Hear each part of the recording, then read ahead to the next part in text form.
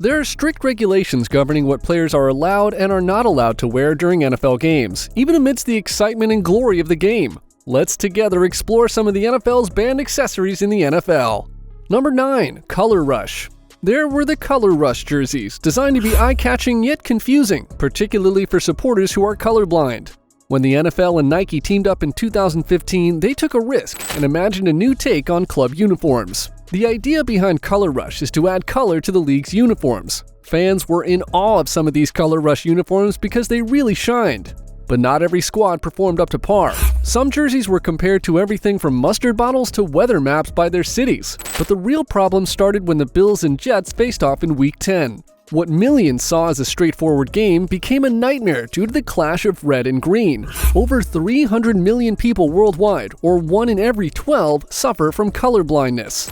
Fans who were confused by the show expressed their dissatisfaction on social media. The NFL discontinued the mandatory use of Color Rush uniforms in 2018. However, the league gave up on Color Rush jerseys since the practical difficulties quickly surpassed the advantages.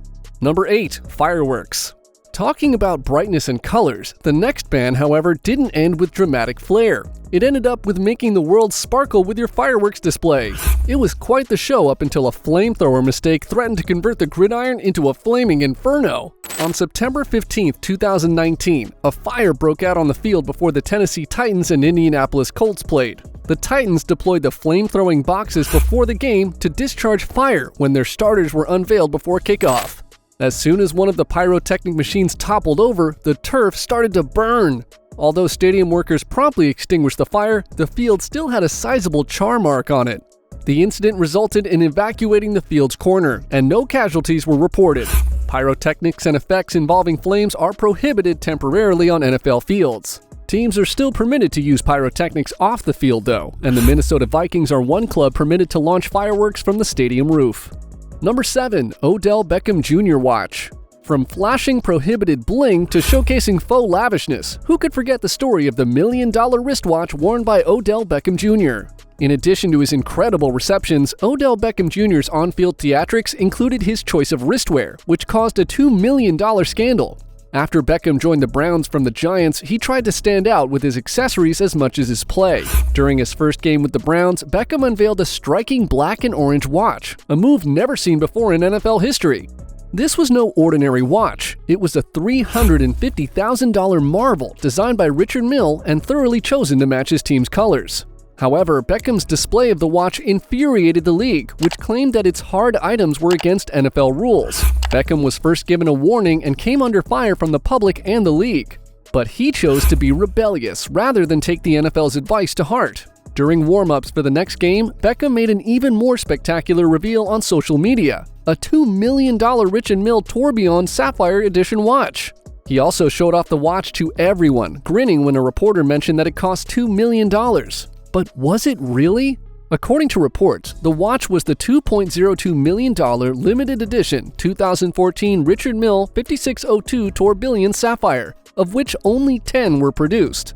Then the realization sets in. It was not a Richard Mille watch. Although it looks just like the stunning all-sapphire casing, it's composed of inexpensive plastic. It was a replica and could have been a better one. Beckham's faux pas was criticized by many, who compared it to a wheelbarrow next to a Bugatti. Number 6. Celebrations. Speaking of breaking rules and getting fined, well, some NFL players don't care to hold back when celebrating, even if it means paying hefty fines. Enthusiastic moments on the pitch were frequently the result of the adrenaline-charged moments of victory. But not every stunt received praise from the league. The NFL allowed some celebrations, but recent enforcement measures have made it apparent when something exceeds the line. Any offensive move that showed disrespect for fans, like the iconic mooning incident by Randy Moss, was immediately denounced. In addition, celebrations that unnecessarily prolonged the game, such as attempting to take down the goalpost, were also subjected to harsh penalties. Taunting opponents was another area that was beyond limits during celebrations. A.J. Hawk taking a verbal jab after a sack, or Justin Jefferson imposing his will behaviors were considered unsportsmanlike and were immediately disciplined. Player celebrations continue to be a beloved part of the game for many spectators despite the strict restrictions. However, there are severe repercussions for rule breakers, including enormous fines. Number 5. Customized cleats. Well, some athletes have tried to add individuality to their outfits while playing and showing off their customized cleats. Do you recall that in 2013, Brandon Marshall was fined for donning green cleats to promote mental health awareness? Running back D'Angelo Williams of the Pittsburgh Steelers was fined 2 years later for donning Find the Cure eye black to support breast cancer. Or when Elvin Simo wore those Christmas-themed ones? Then there are the true trendsetters, like DeAndre Hopkins slaying the runway in Yeezys, or Devontae Adams donning Dior Creations. However, a few of the more unforgettable moments were when Chad Ochocinco and Marshawn Lynch showed off their solid gold cleats. Regretfully, the NFL is simply not prepared to accept the sneaker game. This may result from some older folks still wearing the plain Jane Skechers. It's unfortunate because there are a ton of incredible cleats out there that have the potential to go viral and raise much-needed awareness for the league. Eliminating that irrelevant regulation can significantly enhance the sport's appeal. Number 4. Jerry Rice. Nonetheless, Jerry Rice's Stickum incident was maybe the most fascinating ban of them all. Jerry Rice, a wide receiver, was honored by the San Francisco 49ers Hall of Fame. He was vocal in his condemnation of the New England Patriots regarding the deflated ball incident, saying in an interview that he had broken a rule while he was a player. In a video, Rice discussed how receivers had evolved their glove use. He mentioned using Stickum, a brand name for an adhesive that football players once used to improve their hold on the ball. The National Football League banned Stickum and other adhesive materials in 1981. In 1985, Rice started his NFL career. Rice claimed in the video that he applied Stickum on his gloves. I know this might be a little illegal, guys. I just put a little spray, a little Stickum on them, just to make sure that texture is a little sticky. This adhesive made a superior grip, making pass receptions incredibly simple. Although Rice had obvious talent, the amount to which Stickum was used cast doubt on how much of his legendary position it contributed. Rice accepted his mistake, yet his professional accomplishments are still astounding. Number 3. Bandanas.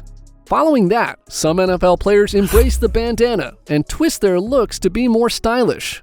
In 2001, it was declared that players may not wear anything under their helmets during a game, including bandanas, do-rags, and other headbands. At first, the rule, which dates back to about 1995, stated that only bandanas with a solid hue and uniform color could be worn.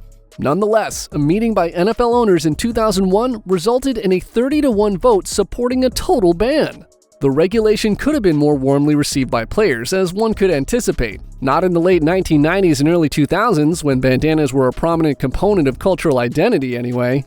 Tying a bandana underneath helmets gained popularity because of athletes like Eric Davis and Deion Sanders. In 2019, linebacker Demario Davis of the New Orleans Saints was fined $7,017 for wearing a headband under his helmet. Number 2. Visors. Who would have thought that colored visors can also be one of the ways to show your fashion and style?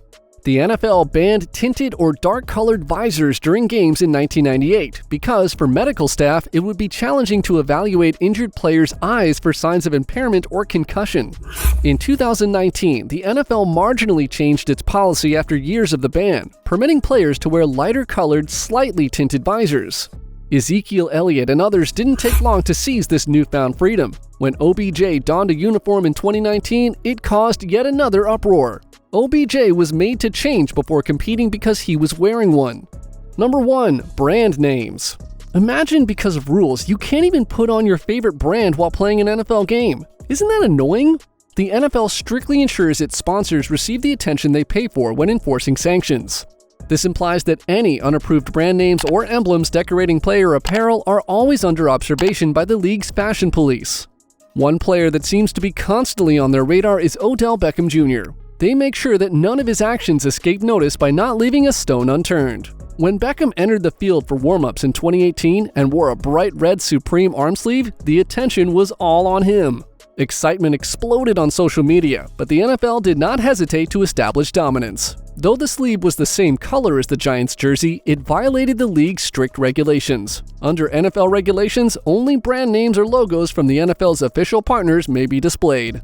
Although some might think of these bans as restrictive, they serve as a reminder of the NFL's dedication to upholding the integrity of the game and putting player safety first. These rules are vital protections in a sport renowned for its ferocity and physicality, even though players and spectators occasionally oppose them.